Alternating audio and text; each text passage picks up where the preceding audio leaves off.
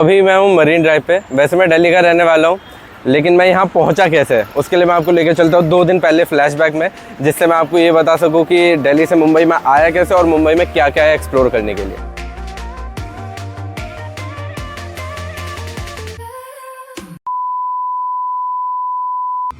मैं निकल गया हूँ घर से और घर से हम जाएंगे मेट्रो स्टेशन रोहिणी सेक्टर 18 और सेक्टर 18 से हम पकड़ेंगे अपनी metro new Delhi railway station के लिए और रेलवे स्टेशन से हम जाएंगे MMCT तेजस राजधानी एक्सप्रेस से मुंबई।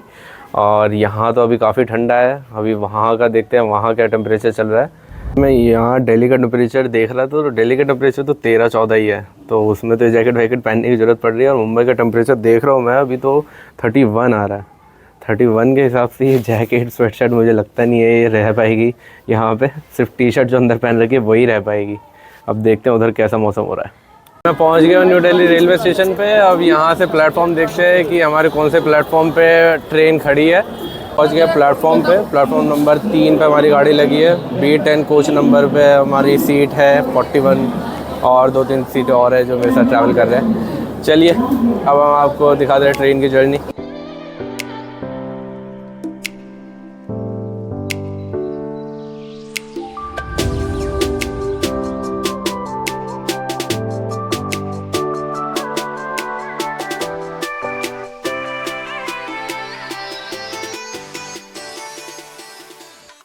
आसपास के लोगों को खाते हुए देख हमसे भी रुका नहीं गया और हमने भी अपनी बर्गर पार्टी शुरू कर दी। मैंने बर्गर पहले ही पैक करा लिए थे जंबो किंग से। मुझे पर्सनली इनके बर्गर काफ़ी टेस्टी लगते हैं, along with the fact that they are priced quite reasonably. शायद इसीलिए अभी हाल में ही कई सारे आउटलेट्स इनके मेट्रो स्टेशन पे खुल गए हैं।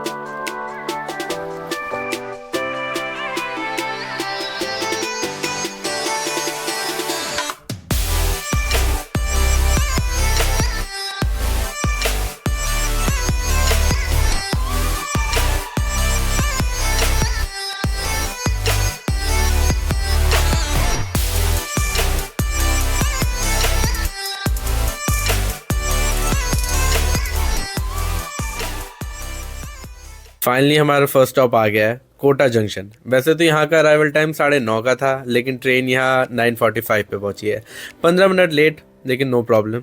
Let's have dinner now. Dinner के लिए हमने चूज़ किया बहरूज बिरयानी एंड एक्सपेक्टेड वो काफ़ी टेस्टी थी।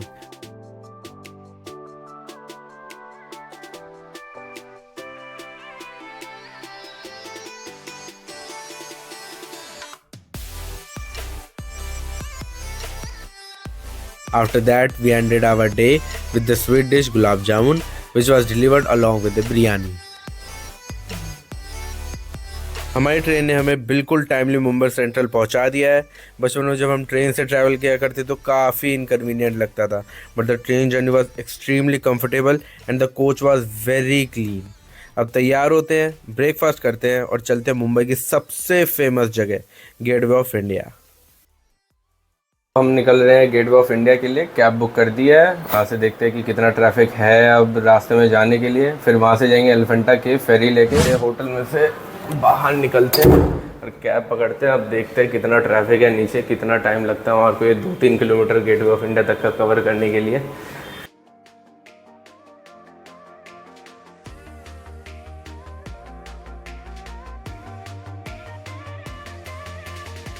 होटल से निकल के जब रास्ते में गुजरती हुई दीवारों की तरफ नज़र घुमाई तो हमें दिखी बहुत ही सुंदर कलाकारी, जिसे ग्राफिटी कहते हैं।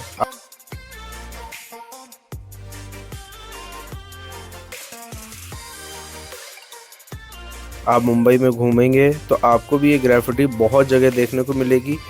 ये आज के समय में एक फॉर्म ऑफ आर्टिस्टिक एक्सप्रेशन के तौर पे एक्सेप्ट हो चुकी है।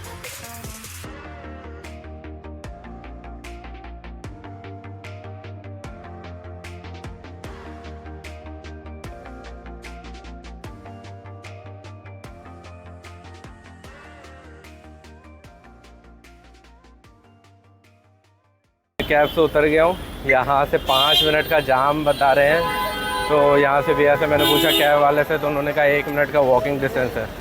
तो फिर मैं सोचा कि चलो चल जाते हैं हम पैदल। गर्मी बहुत ज़्यादा है भाई यहाँ, जैसे मैंने घर पे सोचा था गर्मी बहुत ज़्यादा होगी, यहाँ गर्मी बहुत ज़्यादा है। तो इस समय मेरे सामने है ताज होटल और मेरे बगल में है गेटवे ऑफ इंडिया। हमारे हिंदुस्तान की शान ये हमारी पब्लिक जो हर जगह ही बहुत ज़्यादा मिलती है, वो यहाँ पे भी सेम है। यहाँ से अंदर एंट्री लेते हैं इतनी भीड़ के बाद। इतना तो रोड पे ट्रैफिक नहीं दिख रहा था जितने यहाँ चलने में रास्ते में लोग दिख रहे हैं। गूगल पे best places to visit in Mumbai search करें तो सबसे ऊपर जो तस्वीर आती है वो है गेटवे ऑफ इंडिया की। बचपन में स्कूल में जब मुंबई के बारे में पढ़ते थे तो इस इमारत का जिक्र ज़रूर होता था। And here we are in front of it. तो अब मुंबई आए और यहाँ पे एक आध फ़ोटो नहीं ली तो दुनिया शायद हमें एक्सेप्ट करने से मना ना कर दे। गेटवे ऑफ इंडिया को देख के अब हम यहाँ पीछे की तरफ जा रहे हैं। यहाँ से आगे जाके एलिफेंटा केव के लिए फेरी चलती है। एलिफेंटा केव जाने के लिए हमें ये टिकट लेनी पड़ेगी 260 रुपये पर पर्सन। उसके बाद ये फेरी हमें उधर तक लेके जाएगी। वहाँ से वापसी आने का टाइम है 5:30 बजे मैक्स। तो हमारे को 2-3 घंटे में ही पूरा घूमना पड़ेगा। अभी बज रहा है 2:30। तो वहाँ चलते हैं, वहाँ देखते हैं क्या हिसाब है।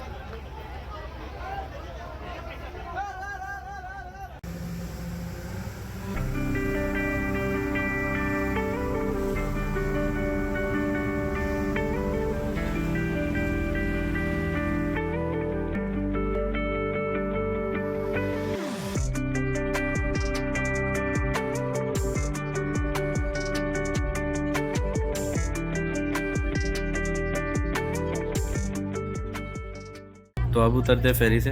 काफ़ी लंबा सफ़र था।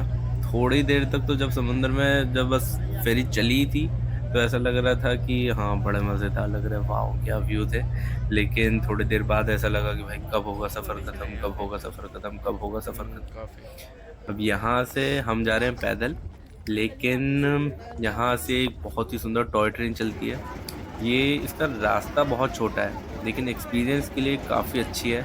जिस नॉमिनल चार्जेस में ये चलती है उस हिसाब से इसकी वैल्यू बहुत ज़्यादा है। लेकिन मैं इस पर इसीलिए नहीं चढ़ा क्योंकि जो आपको दिख रहा है इस पर इतनी ज़्यादा भीड़ चढ़ रही है, इसी वजह से ही मैं नहीं गया इस पर।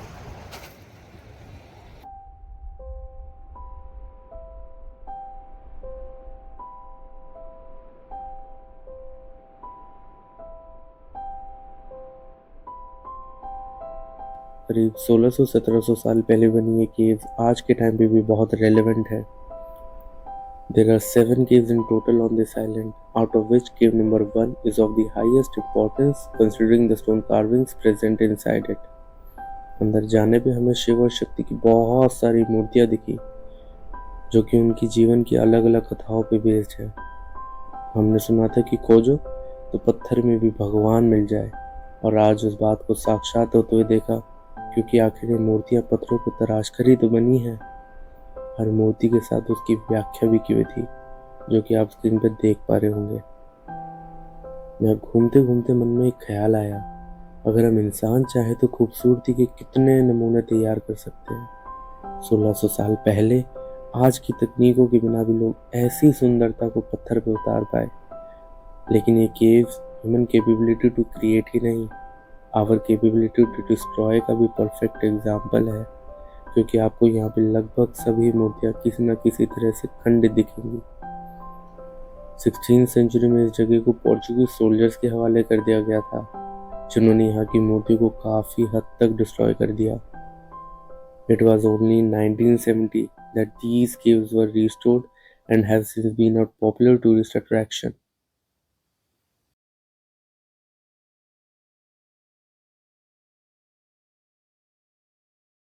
तो बज गए हैं शाम के 6:30।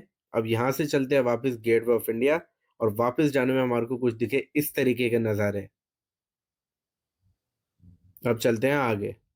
यहाँ से निकले थे करीबन 3 बजे फेरी लेके एलिफेंटा केव के लिए, लेकिन यहाँ से जाने का ही एक साइड का 1-1.5 घंटा रास्ता है। आने जाने में कम से कम 2-2.5 घंटा निकल जाता है पूरा। अब यहाँ से हम जा रहे हैं चौपाटी, बज गया है 8। अब यहाँ से कुछ खाएंगे पिएंगे और निकलेंगे अपने रूम में।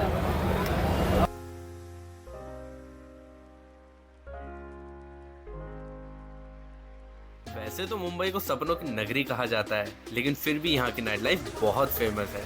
ये वो शहर है जो कभी सोता नहीं। लगता है इन लोगों ने कलाम जी की कही बात, सपने वो हैं जो सोने ना दे को होल हार्टेडली अपना लिया।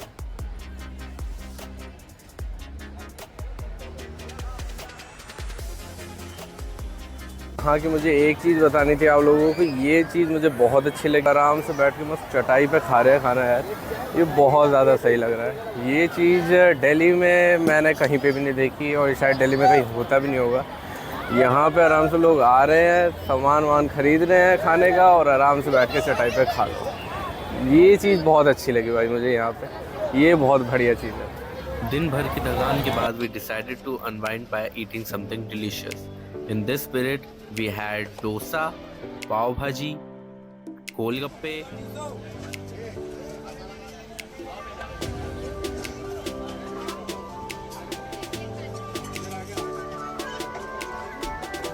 जो कि काफ़ी टेस्टी थे, और पोटैटो क्रिस्पर और मिल्क मेड चुस्की के साथ हमने किया अपना डे एंड। तो हम सुबह सुबह निकल रहे हैं मरीन ड्राइव के लिए। और मरीन ड्राइव जाने का रीज़न सुबह सुबह, हमेशा मूवी सीरियल और इन सब में देखा है कि लोग मरीन ड्राइव पे वॉकिंग कर रहे हैं, रनिंग कर रहे हैं, बैठे हुए हैं, चिल कर रहे हैं। तो मुझे भी एक्सपीरियंस करना था वही सीन, तो हम निकल रहे हैं मरीन ड्राइव के लिए। अब हम मिलते हैं मरीन ड्राइव पे।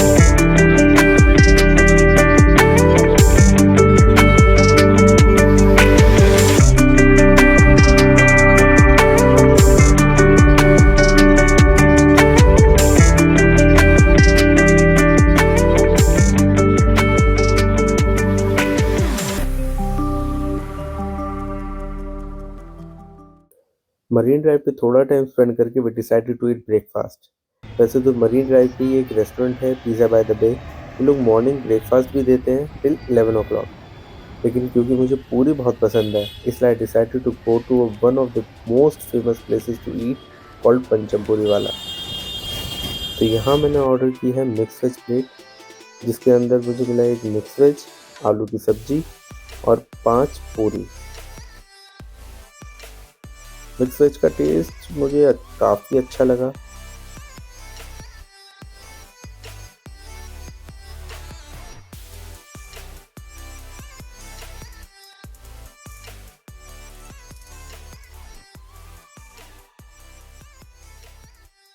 आलू की सब्जी वॉज एवरेज।